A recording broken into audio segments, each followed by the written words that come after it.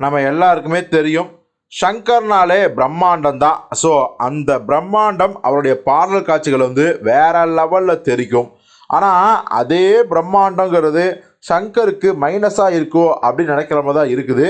குறிப்பாக அவருடைய 2.0, எந்திரன் 2, அதுக்கப்புறம் வந்து இப்போ வந்த இந்தியன் 2, ஏன் இப்போ இது வரைக்கும் ரிலீஸ் ஆக நம்ம கேம் சேனல் முதற்கொண்டு பார்த்தீங்கன்னா சங்கர் இந்த பிரம்மாண்டம் காட்டுறதுல கொஞ்சம் அவுட்டேட் ஆகிட்டாரோ அப்படின்னு கொஞ்சம் தயக்கத்தோடையே நம்ம சொல்ல வேண்டியிருக்குது. இப்போ பார்த்தீங்கன்னா கேம் சேஞ்சர் இன்னும் 2 நாட்கள் ரிலீஸ் ஆக போகுது. எப்போ? நாளானிக்கு படம் ரிலீஸ் ஆக போகுது. இப்போ அந்த பாடல்களுக்காக மட்டுமே 75 கோடி ரூபாயை வந்து சங்கர்கள் செலவு பண்ணிக்கிறான். ஸோ அந்த பாடல்களில் அப்படி என்ன சிறப்பம்சம் இருக்குது அப்படிங்கிறத நான் இப்போ ஒவ்வொரு பாடலாக பார்ப்போம்.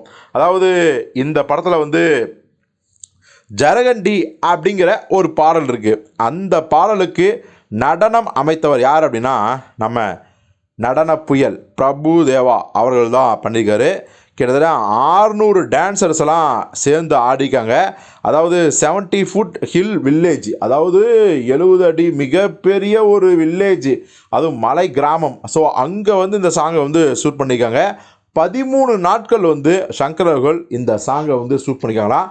அந்தளவுக்கு பிரம்மாண்டத்தின் உச்சமாக இருக்குங்கிறாங்க. அடுத்ததாக வந்து ரா மச்சா ரா ரா மச்சா மச்சான் அப்படிங்கிற சாங்கு.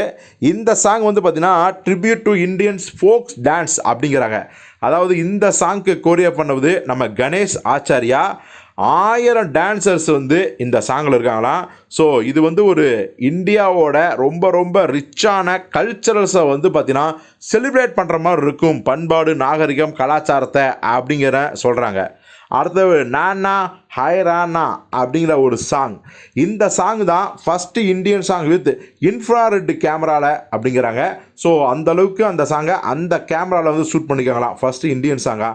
ஸோ இது வந்து பார்த்தீங்கன்னா unique blend of western and Carnatic மியூசிக்கில் உருவாகி இருக்க சாங் அப்படிங்கிறாங்க.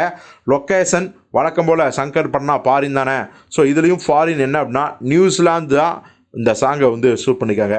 அடுத்ததாக பார்த்தீங்கன்னா தோப் அப்படிங்கிற சாங்கு ஆக்சுவலி பார்த்தீங்கன்னா ரொம்ப ரொம்ப எனர்ஜியான ஒரு டெக்னோ ஆந்தம் அப்படின்னே சொல்லலாம். வழக்கமாக ஒரு ஸ்டைலான ஒரு சாங் வரும் பார்த்தீங்களா நம்ம சங்கர் படத்தில், அப்படி ஒரு சாங். இந்த சாங்க்கு வந்து யார் கோரியோகிராஃபினா நம்ம ஜானி மாஸ்டர் தான் கோரியோகிராஃபி பண்ணிக்காரு.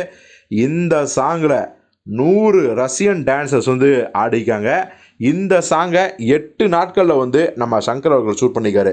ஸோ இதுதான் இப்போதைக்கு இந்த 4 சாங்குக்கு வந்து 75 கோடியை வந்து செலவு பண்ணிக்காரு.